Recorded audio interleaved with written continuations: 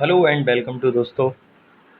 Today I am here with another unique video in which I'll compare the government polytechnic with the private polytechnic.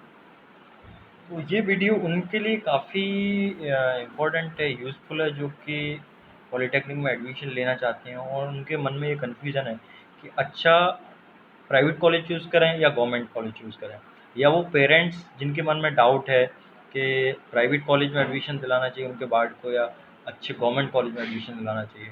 तो आज मैं अपना जो experience है, करीब 8 साल का टीचिंग एक्सपीरियंस है मेरा अभी तक का, तो उसके बेसिस पे मैं आपको बताऊंगा कि क्या गवर्नमेंट के प्लस हैं और क्या माइनस हैं, क्या प्राइवेट के प्लस हैं, क्या प्राइवेट के माइनस हैं। तो आइए हम एक एक करके देखते हैं कि सब क्या प्लस माइनस हैं दोनों के।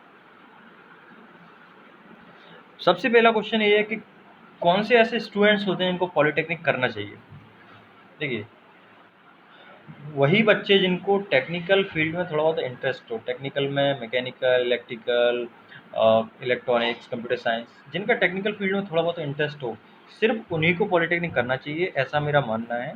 ऐसा इसलिए मानना है क्योंकि वही बच्चे आगे चल के कुछ अच्छा कर सकते हैं। जिनका इंटरेस्ट नहीं होता है, बाई फोर्स जिनको एडमिशन दिला दिया जाता है, तो वो बहुत ज़्यादा लर्निंग के प्रति उनका एटीट्यूड अच्छा नहीं रहता है।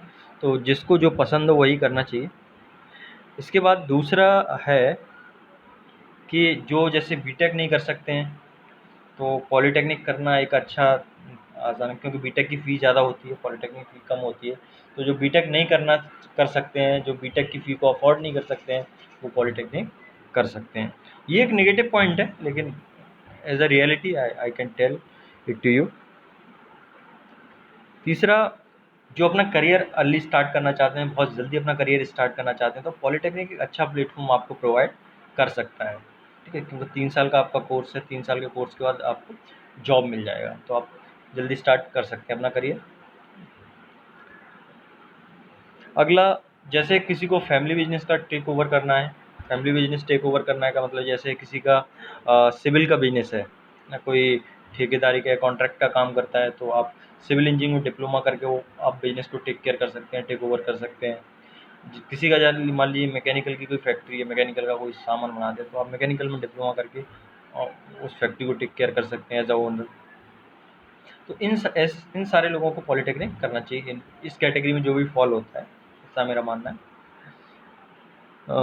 नेक्स्ट थिंग इज़, हम कैसे जज करेंगे कोई पॉलिटेक्निक अच्छा है या कोई पॉलिटेक्निक ख़राब है। तो मैंने कुछ इसमें इंडेक्स हैं, कुछ पैरामीटर्स हैं, जिनके बेसिस पे कोई भी इंडिविजुअल ये जज कर सकता है कि कोई पॉलिटेक्निक अच्छा है या ख़राब है। ठीक है, तो मैं बताता हूँ आपको क्या क्या पैरामीटर्स हो सकते हैं। सबसे पहला पैरामीटर होता है वहाँ का स्टाफ। स्टाफ का मतलब दोनों, teaching as well as non teaching, जो फैकल्टी पढ़ाते हैं वो, प्लस लैब में जो एक्सपेरिमेंट परफॉर्म कराते हैं। दूसरा है इसमें लैब्स, किस तरह की वहाँ पे लैब्स हैं।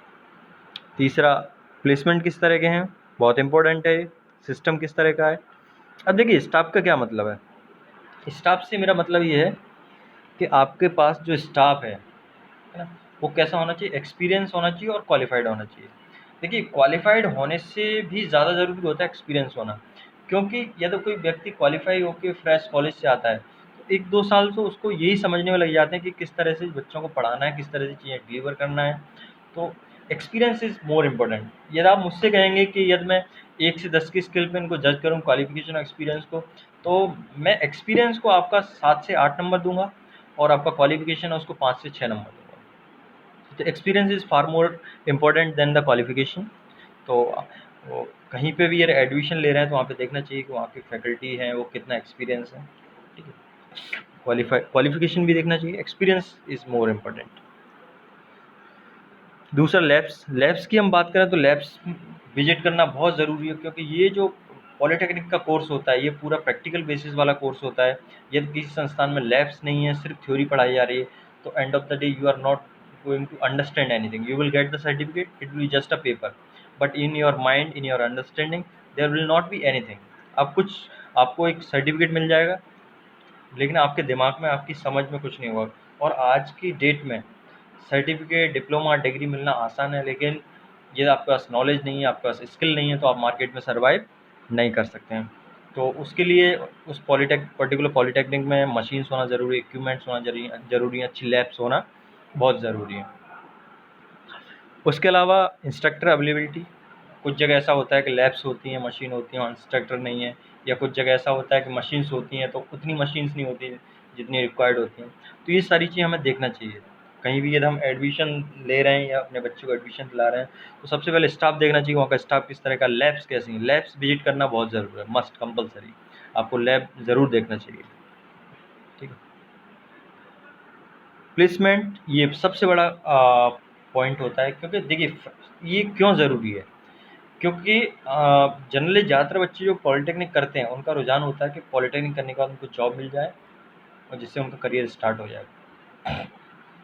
और जॉब मिलने के दो तरीके होते हैं फ्रेशर को, या तो उसका रेफरेंस हो जिसको हम हिंदी में जुगाड़ बोलते हैं, तो उसके थ्रू उसकी जॉब मिल सकती है, या कॉलेज से प्लेसमेंट हो जाए। अदरवाइज़ तो उसको बहुत स्ट्रगल करना पड़ता है मार्केट में अपने आप को इस्टेब्लिश करने के लिए, अपनी स्किल्स को दिखाने के लिए।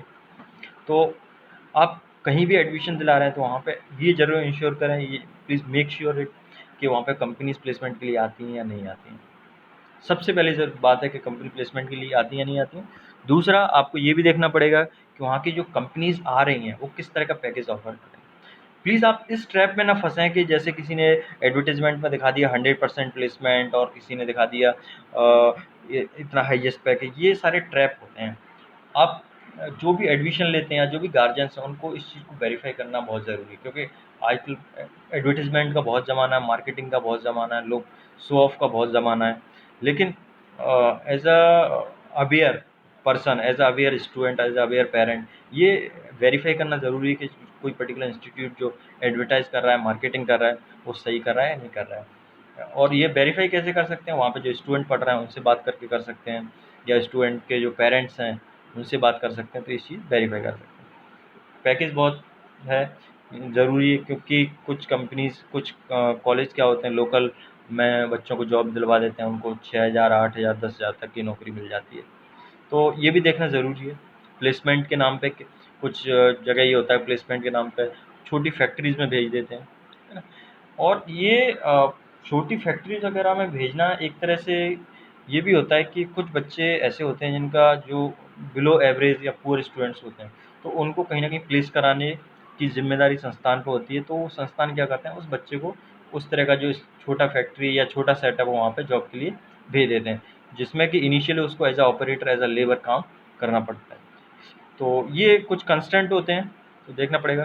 तो प्लेसमेंट बहुत इंपॉर्टेंट क्राइटेरिया है। इवन कोई व्यक्ति जब इन्वेस्ट करता है टाइम और पैसे का इन्वेस्टमेंट कर रहा है, तो क्या है, टाइम और पैसे का जब वो इन्वेस्टमेंट करेगा तो उसको कुछ ना कुछ रिटर्न्स मिलना ज़रूरी है। तो placement is sort of returns of the time which we are investing and the amount which one is investing to particular institute.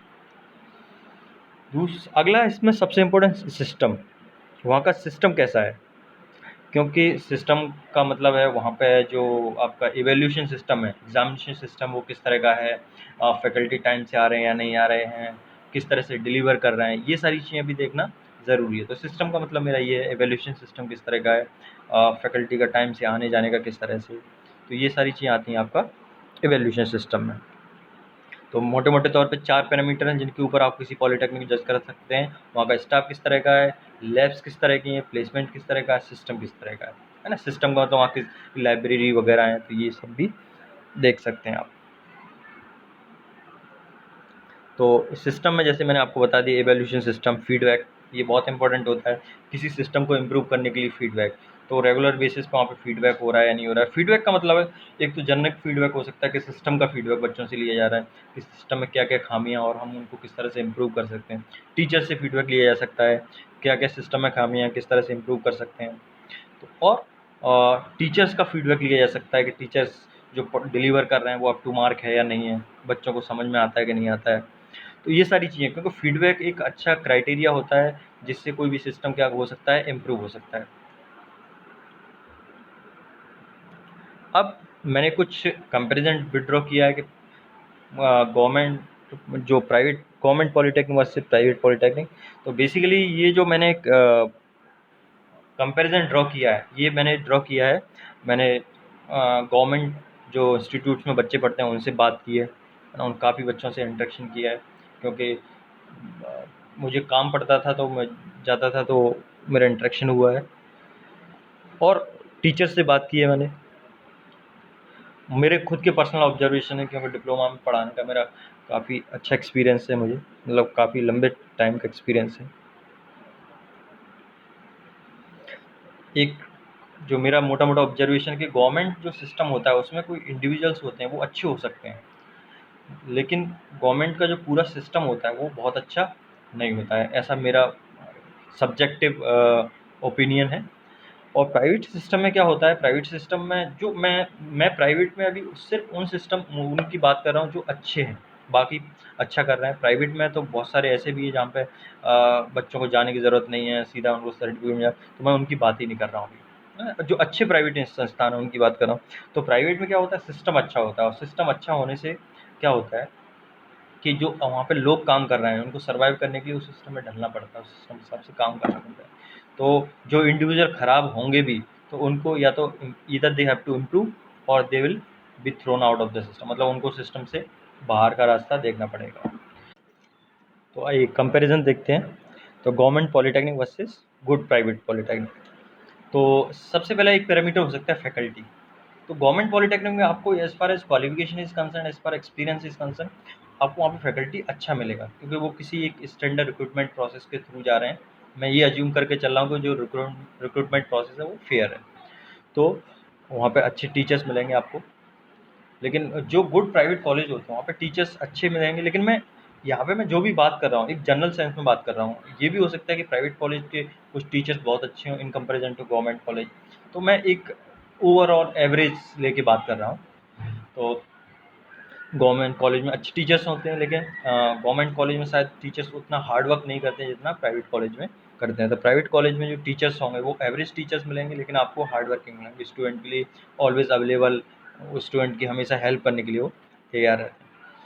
Labs government में लैब ठीक ठाक होती हैं और प्राइवेट में लैब बेटर होती हैं। इसका मतलब क्या है, देखिए गवर्नमेंट में क्या है, लैब्स में जो स्टूडेंट्स वगैरह हैं वो काफ़ी पुराने हैं, ठीक है।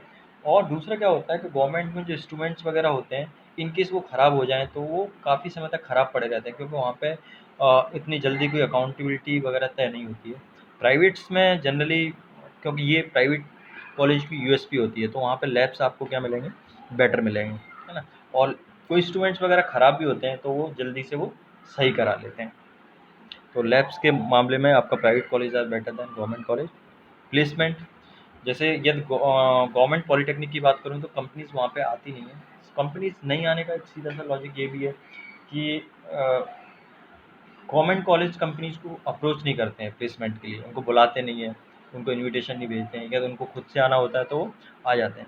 लेकिन प्राइवेट कॉलेज क्या कंटिन्यूसली एफर्ट करते हैं उनको उन कंपनी से कनेक्ट करने के लिए, उनको इनवाइट करते हैं, उनसे रिलेशन बनाते हैं, उनसे कंटिन्यूस कम्युनिकेशन रखते हैं। तो प्राइवेट कॉलेज में कंपनीज़ आती हैं जो अच्छे प्राइवेट कॉलेज हैं, और अच्छी कंपनी भी आती हैं।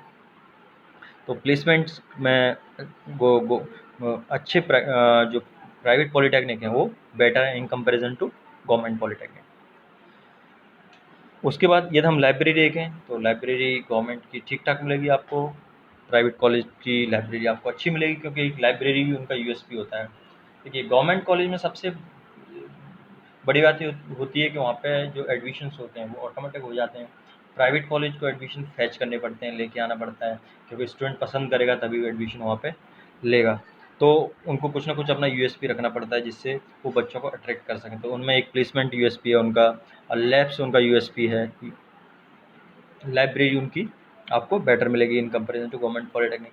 सिस्टम सिस्टम आपको प्राइवेट कॉलेज का थोड़ा बेटर मिलेगा in comparison to government college. Students की हम बात करें तो स्टूडेंट्स आपका जो गवर्नमेंट कॉलेज में आते हैं they are better than the private college. इसका मतलब प्लीज़ समझिए, हो सकता है कुछ प्राइवेट कॉलेज, मैं आपको जनरल सेंस में बात कर रहा हूँ, इसका मतलब ये नहीं है कि सारे जो गवर्नमेंट कॉलेज के स्टूडेंट्स होते हैं वो प्राइवेट से अच्छे होते हैं। प्राइवेट में भी आपको बहुत सारे ऐसे स्टूडेंट्स मिल जाएंगे, they are much more far better than the government colleges.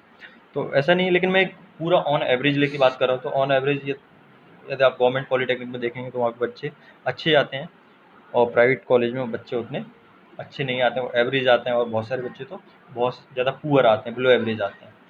और वो प्राइवेट संस्थान का ये एक कंपल्सन होता है कि उनको कहीं ना कहीं से फाइनेंशियल कंस्ट्रेंट होते हैं, तो उनको एडमिशन्स देना ज़रूरी होता है।